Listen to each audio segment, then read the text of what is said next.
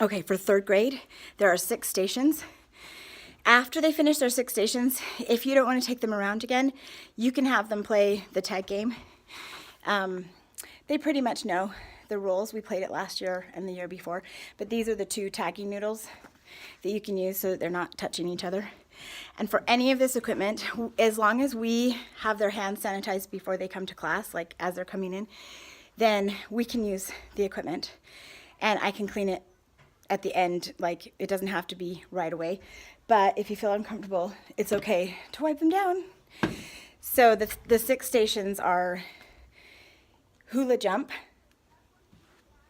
turn and jump, turn only, jump sticks, jump in place, and helicopter.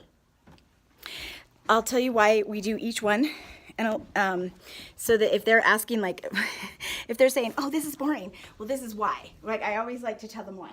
So jump in place, they'll have a cone, and they'll just not look at the cone, but try to jump up and down, double bounce, or single bounce.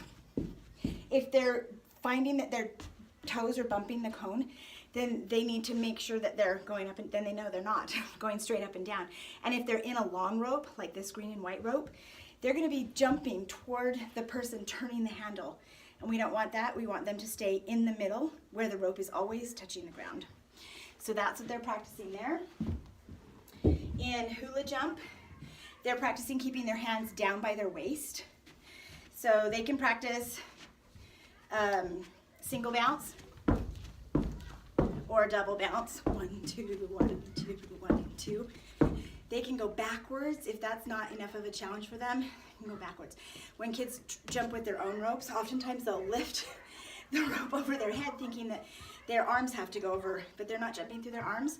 So they keep their hands low, turn it over, and jump backwards. And they can do the same thing that way. Whoops, I didn't do that one very good. Single rope. This is turn and jump. It's called turn and jump because they need to remember to turn first and then jump. Turn first, then jump. And they can do all kinds of tricks that they know, whatever tricks that they know, they can do. I'm going to show you a couple that I show them. Backwards, oops, backwards jumping, side swing jumping. There's lots of things, and a lot of them won't even know how to do it. I'm trying to do it really slow, and also not at the ceiling. That doesn't work. Helicopter. With helicopter, they're going to be spinning this around their head, and the object is for the other kids to stand outside a swinging rope, which they would do with a long, 3-person activity. They would stand outside the rope and then run in on the timing. So with this, they're practicing that. They're practicing staying away from the rope until it hits the ground, and then running in.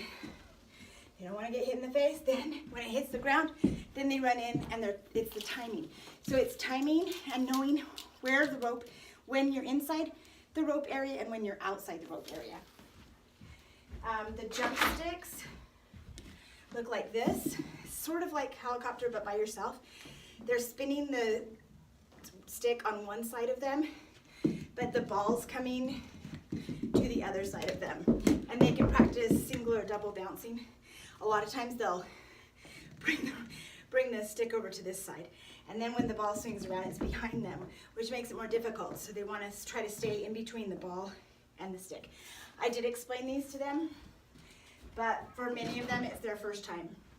Okay, the last one, let's see, so we have, we got hula jump, and then turn and jump. And you just take these cones right outside. They can help you set it up even, and just lay them, just set them up in the area between the trailer and the field and the building, just like that area right there. And then jump sticks, we did jump in place, and helicopter. And then the last one is turn only. And what they want, there you go. I stay at that station, and I have 4 ropes with one end tied to the railing. So I would just tie it between this space right here, so it wouldn't go too low or too high. And then they stand on the opposite end and practice turning by themselves. Then I have one tied to this end right here, the other side of the staircase. And then I have two, one on each side of that staircase down there. And then the kids rotate, they just rotate around this area. So I can see all of them. All the stations will be there. The object with this is for them to be able to turn by themselves without someone else having to compensate for when they're not turning right. So a lot of kids will bring their hand back like this when they're turning, which yanks the rope and brings it up off the ground. It doesn't touch the ground, so the other turner's having to lean forward. So it always touches the ground. So I just tell them, this is just to see, and I'll help you. It needs to go higher than their head. It needs to touch the ground every time in the middle of the rope, like they should hear the clicking. And then, not be wobbly. So they may need to adjust standing a little closer, standing a little farther. And then I tell them, write on the whiteboard with your whiteboard marker, with your dry erase marker, draw a circle, but don't take your marker off the whiteboard. Your hand needs to stay in front of you. And then they'll be able to do it a little better. All right. I hope you have tons of fun.